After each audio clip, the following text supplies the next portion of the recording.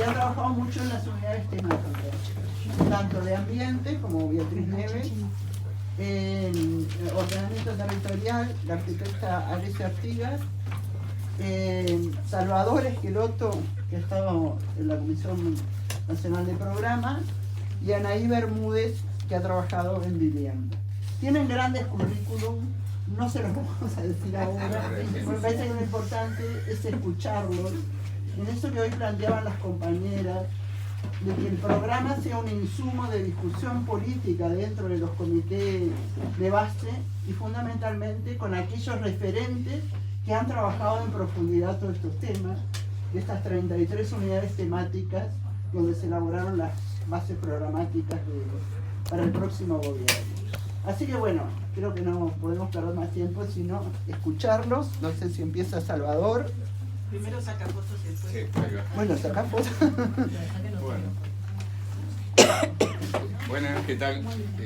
Muchas gracias por la invitación de parte de todos nosotros.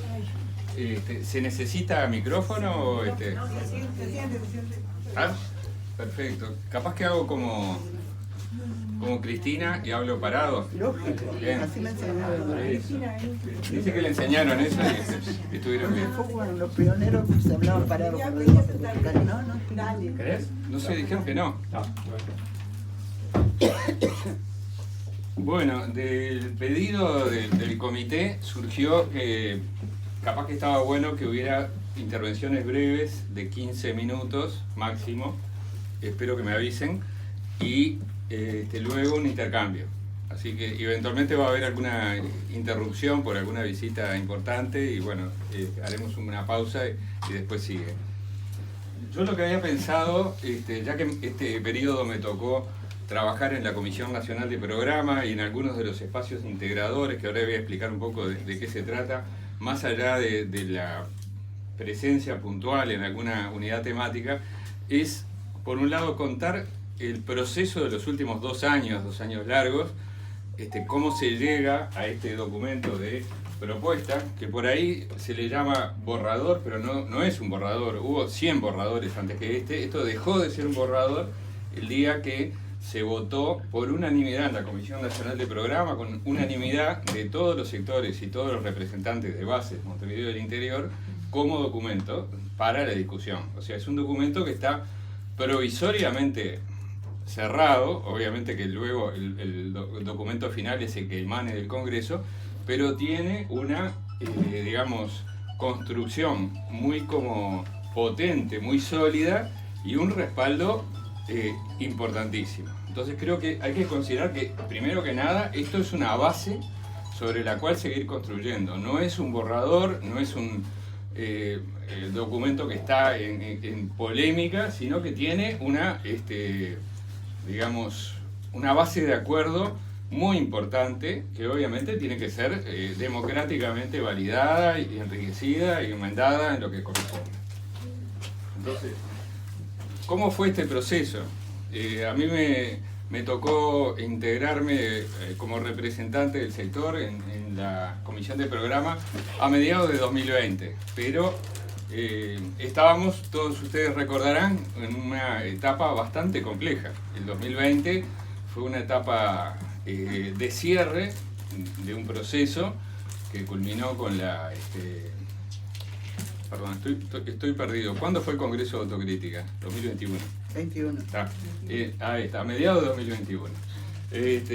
En una etapa de cierre, post elecciones departamentales, con la preparación de un Congreso que iba a, de alguna manera, hacer como una mirada retrospectiva de lo que había ocurrido durante 3 periodos de gobierno, más una...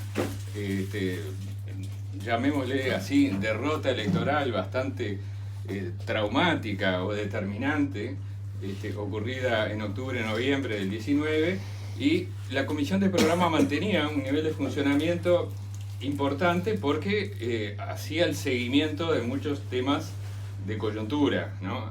Tanto a nivel parlamentario como de temas que estaban en la agenda del país y que habían sido bastante determinantes. Claramente, por ejemplo, la unidad temática de salud, que funcionó durante todo el periodo, estuvo muy atenta y pendiente de todo lo que pasaba con la pandemia y todas las decisiones en materia de política sanitaria, de prevención, de atención.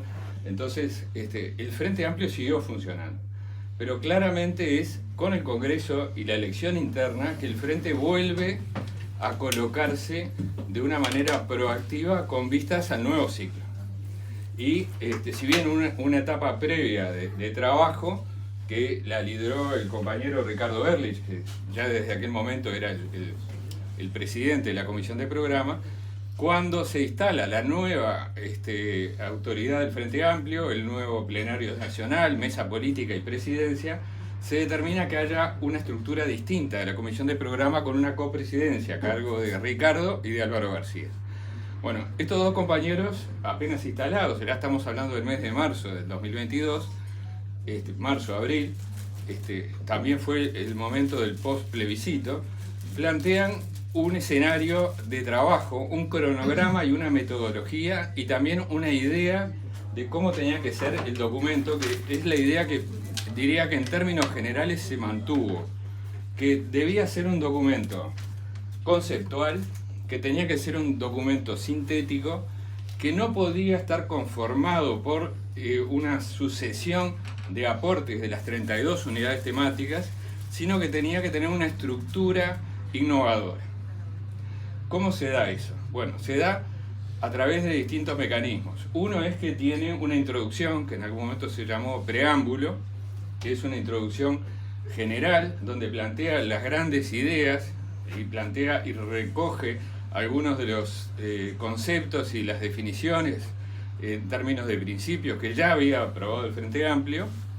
Plantea también el nuevo escenario del país y a nivel internacional, y luego se abre un capítulo, que es el capítulo, digamos, de contenidos más importantes, que es el de los originalmente 6 espacios integradores o ejes integradores, que al final del proceso terminaron siendo 7, porque hay un eje que se desdobla en 2, que era el eje B, que tenía, digamos, por decirlo de esta manera, el conjunto de las políticas sociales y culturales, y se desdobla generándose un espacio integrador que habla principalmente de los temas culturales, ¿no? ¿Cómo funciona esto? Bueno, ya lo decían los compañeros, había 32 o 33 unidades temáticas. Todos saben que cada unidad temática es de participación abierta, es decir, cualquier persona, técnico o no técnico, experto o no experto, pero con interés en un tema se puede vincular y puede participar, y de hecho participaron muchos cientos de compañeros, más de 1000 compañeros en estas 32 unidades temáticas. O sea que ya ahí hay una base de producción, de generación de ideas, muy muy multitudinaria, muy sólida desde el punto de vista de la cantidad y la calidad de las personas que se incorporan a esta tarea. Al mismo tiempo, también es bueno decirlo que estos documentos en sus versiones anteriores no fueron descargados de arriba hacia abajo en forma cerrada, sino que versiones intermedias circularon tanto a nivel de estructuras de base en Montevideo y el interior como de los sectores políticos. O sea, se fueron como aproximando definiciones y generando acuerdos intermedios para poder ir avanzando en la redacción. O sea, hubo redacciones sucesivas. Por ejemplo, a fines del 2022 ya hubo una redacción bastante final o definitiva del preámbulo, también de algunos documentos que alimentaron el eje 1, que es el eje que habla de los temas más vinculados, por decir así, al desarrollo económico, a la macroeconomía, a los aspectos productivos y ambientales, ¿no? O sea que se fueron generando como insumos intermedios que fueron después llegando a la definición final. Ahora, ¿qué son estos ejes integradores? Esto me parece que es muy importante y es una innovación con respecto a la forma en la cual se presentó bases programáticas en etapas anteriores. Bueno, claramente son como hilos o elementos de costura transversal de los temas programáticos, ¿no? Haciendo una metáfora, digamos, edilicia, por así decirlo, los temas de las unidades temáticas, que son muy variados, porque van desde economía, ambiente, infraestructura y logística, hasta cuestiones más puntuales, como tiene que ver con temas de prevención de drogas, o temas de infancias, niñeces y adolescencias, o variadas temáticas. Podemos considerarlo que son como columnas verticales, ¿no? También muy parecido a lo que son las históricas estructuras del Estado, sectoriales, ¿no? Donde, bueno, estaba la cuestión que hace al Ministerio de Ganadería y Agricultura, el Ministerio de Transporte y Obras Públicas, el de Vivienda, el de Salud Pública, ¿no? el de Desarrollo Social, que son como miradas más sectoriales, aunque obviamente hay una enorme componente de transversalidad en las políticas sociales, en las ambientales, etcétera, pero digo, son más columnas verticales, más cerradas, mientras que estos ejes transversales son los que los van atravesando, los van conectando. Y son como temáticas que de alguna manera generan un argumento que permite conectarlas, que esa es una de las grandes dificultades que se experimenta luego de haber estado 15 años en el gobierno y más de 30 y pico de años en el gobierno de Montevideo. Todos sabemos los problemas justamente de los compartimientos que tiene el sector público, ¿no? Entonces, la transversalidad es el tema, creo, más innovador que tiene este programa, y que de alguna manera las compañeras van a hablar de eso también, porque está presente en todas las preocupaciones. Bueno, esto para decir qué es esta estructura, donde después los componentes que aportan las unidades temáticas aparecen puntualmente en cada uno de estos ejes, y a veces en forma redundante. Es decir, uno puede encontrar que hay temas de ambiente que aparecen en 3 o 4 ejes, que hay temas de infraestructura que aparecen en 2 o 3, temas de vivienda que aparecen en 3. Es decir, que no es que sean exclusivos, sino que esos componentes se van sumando. Por ejemplo, yo trabajé en el eje 2, que antes se llamaba B, que es el que se llama el país de bienestar para todas y todos. Este eje trabajó con 15 unidades temáticas. No me acuerdo todas ellas, pero digo, recibimos en más de una ocasión a cada una de las unidades temáticas, trajeron sus borradores, discutimos con ellos, hubo ida y vuelta. Bueno, ahí estuvo vivienda, ahí estuvo educación, ahí estuvo salud, ahí estuvo droga, deporte, etcétera, ¿no? Pero a su vez, varios de esos ejes tuvieron referencia en otros, ¿no? Es decir, no eran exclusivos. Esto es una metodología que creo que es como muy valiosa, y que ayuda también a pensar de una manera distinta cuál va a ser la propuesta política del Frente Amplio. Creo que me queda poco, ¿no? Bueno, entonces voy a cerrar estos 4 minutos con algunas conclusiones, antes que las compañeras hablen ya de contenidos concretos. Primero que nada, reiterar lo que dije al principio. Esta es una propuesta, es un documento que emerge y que se traslada a la estructura del Frente Amplio con un respaldo político muy sólido, ¿no?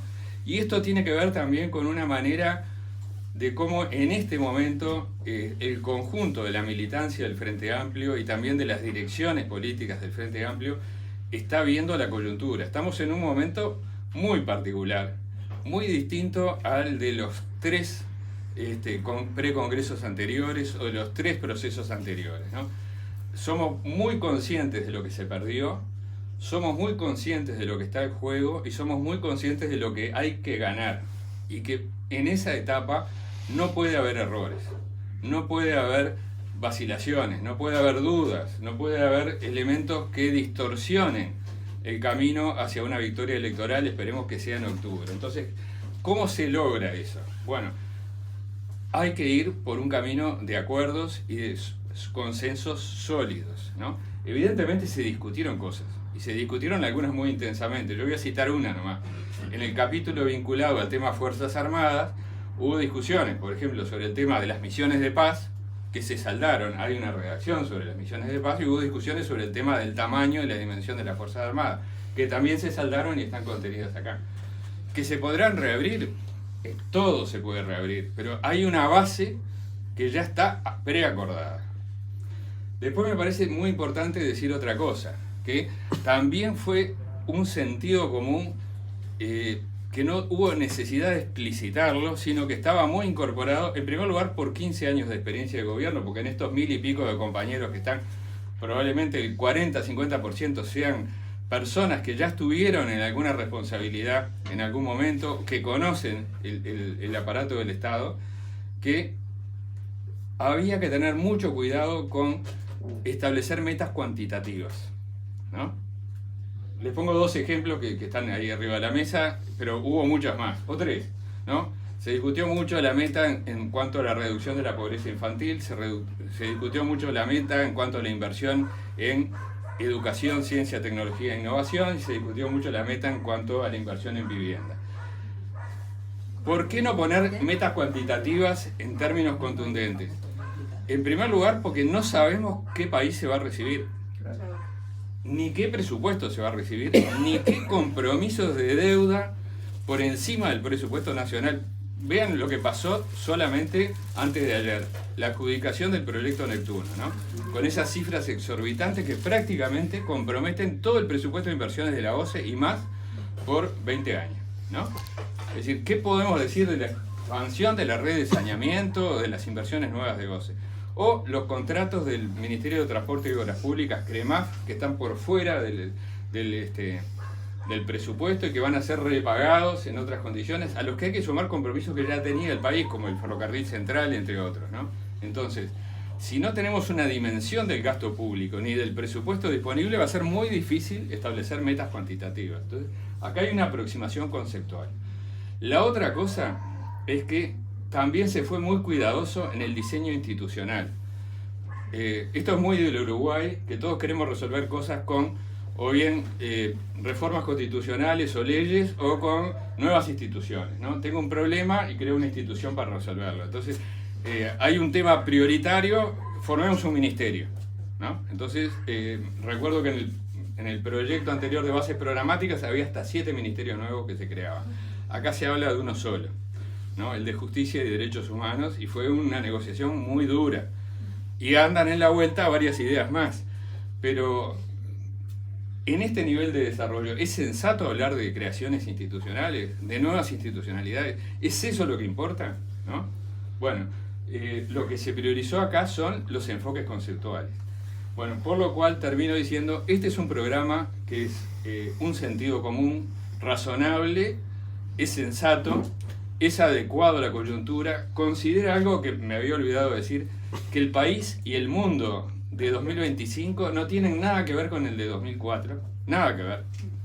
En primer lugar, por lo mucho que hizo el Frente Amplio en transformación, hablemos del tema que sea, por ejemplo, la renovación y la transformación de la matriz energética, por ejemplo, pero también porque las circunstancias internacionales cambiaron y porque está este gobierno multicolor que desmanteló una cantidad de políticas y de institucionalidades y de programas, y que entonces hay que pensar no como que nosotros bajamos la llave de la luz el 28 de febrero del 2020 y la volvemos a levantar el 1 de marzo de 2005 y vamos a encontrar lo mismo que teníamos. Eso sería un error terrible. Es leer la situación de este mundo, de este país, de esta región, ahora, y pensarlo en nuevos términos hacia adelante. Por lo cual, este es un programa sumamente innovador. Esto no lo digo yo, lo escuché hace 15 días, estuve en una mesa redonda con Daniel Olesker y me gustó lo que él dijo. Desde el programa de 2004 hasta ahora, este probablemente es el programa más innovador que presenta el Frente Amplio. Y tiene que ver porque en el 2004 nosotros teníamos la conciencia de que íbamos a ganar y había que proponerle algo nuevo al país. Y creo que ahora hay una situación bastante similar.